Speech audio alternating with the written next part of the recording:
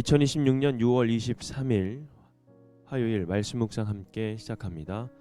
오늘 말씀은 고린도전서 14장 20절에서 40절까지 있는 말씀입니다. 함께 말씀을 묵상합니다. 형제자매 여러분, 생각하는 데는 아이가 되지 마십시오.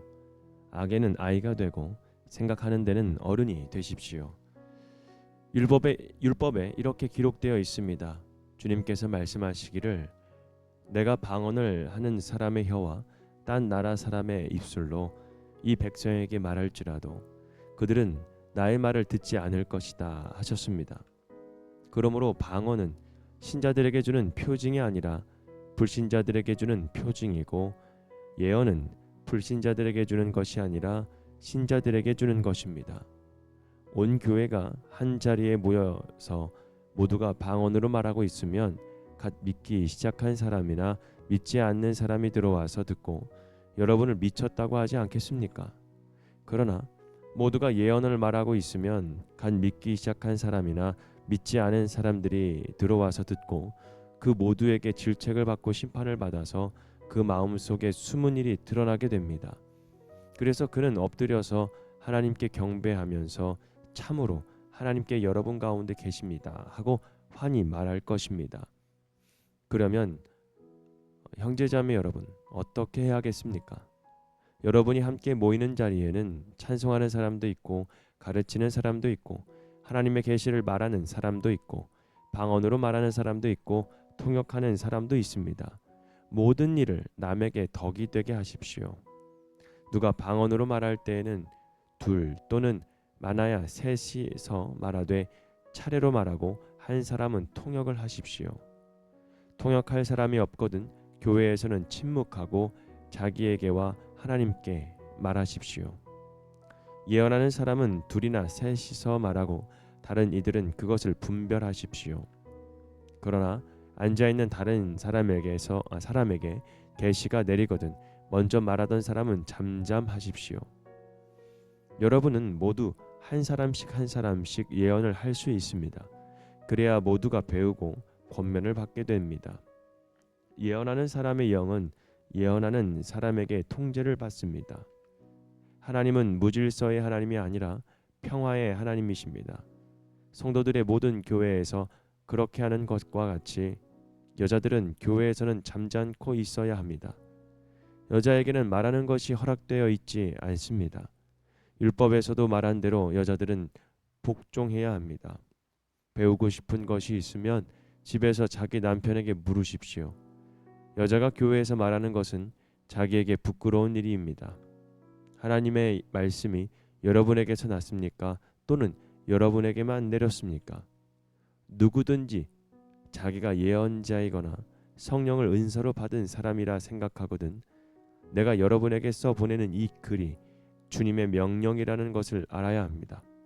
누구든지 이것을 인정하지 않으면 그 사람도 인정을 받지 못할 것입니다. 그러므로 나의 형제자매 여러분, 예언하기를 열심히 구하십시오. 그리고 방언으로 말하는 것을 막지 마십시오.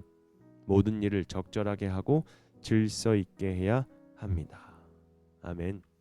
평화의 하나님이라는 주제로 함께 말씀을 묵상합니다. 오늘 말씀은 예배 가운데 은사를 어떻게 사용해야 하는지를 가르쳐주고 있습니다. 고린도 교회에는 방언도 있고 예언도 있었고 또 찬송도 있었고 가르침도 있었습니다. 겉으로 보면 은사가 참 풍성한 교회라는 것을 우리가 알 수가 있지요. 그런데 바울은 그 은사들이 교회를 세우지 못하고 오히려 예배 질서를 흐트리고 있다는 것을 지적하죠. 그래서 바울은 이렇게 말합니다. 모든 일을 남에게 덕이 되게 하십시오. 그리고 이렇게 또 말하죠. 하나님은 무질서의 하나님이 아니라 평화의 하나님이십니다 라고요. 여기에서 우리는 한 가지 질문을 해보는데, 여러분, 은사가 정말 많으면 좋은 교회가 될까요? 열심히 뜨거우면 반드시 하나님이 기뻐하시는 예배일까요? 여러분, 오늘 말씀은 우리에게 분명하게 가르쳐주고 있습니다. 은사는 덕을 세울 만큼만 사용돼야 하고, 예배는 평화의 하나님 앞에서 서로를 배려하며 질서 있게 드려져야 합니다. 먼저 악에는 아이가 되고 생각에는 어른이 되어야 된다라고 고백했죠. 20절 말씀입니다. 악에는 아이가 되고 생각하는 데는 어른이 되십시오. 여러분, 신앙은 순수해야 하지만 미숙해서는 안 됩니다. 악한 일에는 어린아이처럼 서툴러야 되지만 하나님의 뜻을 분별하는 일에는 어른이 되어야 합니다. 고린도 교회는 은사를 자랑했습니다. 그러나 바울은 은사 자체보다 그 은사가 공동체를 세우고 있는지를 묻고 있습니다. 내가 하고 싶은 말을 하는 것이 중요한 것이 아니라 그 말이 누군가를 살리는가를 보고 있는 것이죠. 여러분, 내가 은혜 받았다라는 느낌보다 중요한 것은 그 은혜가 공동체를 세워나가며 열매를 맺고 있다라는 겁니다. 여러분, 성숙한 신앙은 자기만의 영적 도취에서 머무르지 맙시다. 머무르는 것이 아닙니다. 이웃의 형편을 살피고 내 주변을 살피면서 교회의 유익을 생각하고 또 하나님 앞에서의 자신을 절제하는 모습인 거죠. 그래서 악에는 아이가 되고 생각에는 어른이 되어야 된다는 말을 하는 것입니다. 두 번째로 모든 은사는 덕을 세우기 위해 사용되어야 합니다. 바울은 예배 안에 여러 모습이 있다고 말하죠. 찬송하는 사람도 있고 가르치는 사람도 있고 계시를 말하는 사람도 있고 방언으로 말하는 사람도 있고 통역하는 사람도 있다고 했습니다. 그러나 기준은 하나입니다. 26절 말씀 보면 모든 일을 남에게 덕이 되게 하십시오. 여러분, 은사는 나를 드러내기 위한 것이 아닙니다. 은사는 교회를 세우라고 주신 하나님의 선물입니다. 아무리 귀한 은사라도 타인의 예배를 방해하거나 교회의 화평을 깨트린다면 잠시 멈출 줄 알아야 합니다. 방언도 통역이 없으면 교회에서는 침묵해야 되죠. 예언도 분별이 없이 말해서는 안 됩니다. 이것은 은사를 무시하라는 말은 아닙니다. 은사가 더 바르게 쓰이도록 질서 안에 두라는 말씀입니다. 하나님께 받은 은사는 사람을 밀쳐내는 도구가 아니라는 겁니다. 나를 드러내는 것도 아니고 그리고 내가 더 위에 있다라는 것을 나타내는 것도 아닙니다. 오로지 사람을 세우는 통로가 되어야 됩니다. 세 번째로, 하나님은 무질서가 아니라 평화의 하나님이십니다. 오늘 본문의 핵심을 이렇게 정리합니다. 33절 말씀인데 하나님은 무질서의 하나님이 아니라 평화의 하나님이십니다. 그리고 이렇게 마지막에 말씀하죠. 40절에는 말씀 보면 모든 일을 적절하게 하고 질서 있게 해야 합니다. 여러분, 하나님은 혼돈 속에서 우리를 부르셔서 질서를 세우시는 분이라는 것입니다. 무질서한 마음을 다스리고 깨어진 관계를 회복하시며 예배 가운데 평화를 이루시는 분입니다. 여러분, 질서는 딱딱한 통제가 아닙니다. 질서는 사랑이 흐르게 하는 그릇이라고 생각해 봅시다. 여러분, 평화는 아무 말도 하지 않는 조용한 상태를 말하는 것이 아닙니다. 평화는 각 사람이 하나님 앞에서 자기 자리를 지키면서 서로를 세우는 모습입니다.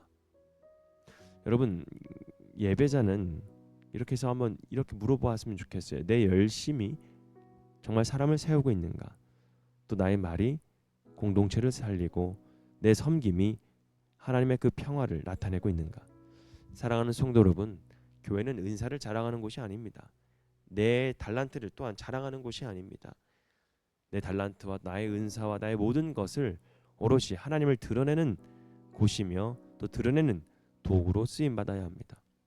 우리의 찬양과 기도와 말씀과 섬김이 누군가에게 혼란이 되면 혼란이 그리고 또 부정적인 생각을 가져다 주면 안 되겠죠. 오히려 위로가 되고 권면이 되고 회복이 되는 것입니다. 하나님은 무질서의 하나님이 아니라 평화의 하나님이십니다. 여러분, 오늘 우리의 예배와 삶도 적절하게 또 질서 있게 그리고 사랑으로 세워져야 될 줄 믿습니다. 오늘 우리 가운데 참으로 하나님께서 여러분 가운데 계십니다라는 고백이 흘러나오는 저와 여러분이 되기를 주님의 이름으로 축복합니다.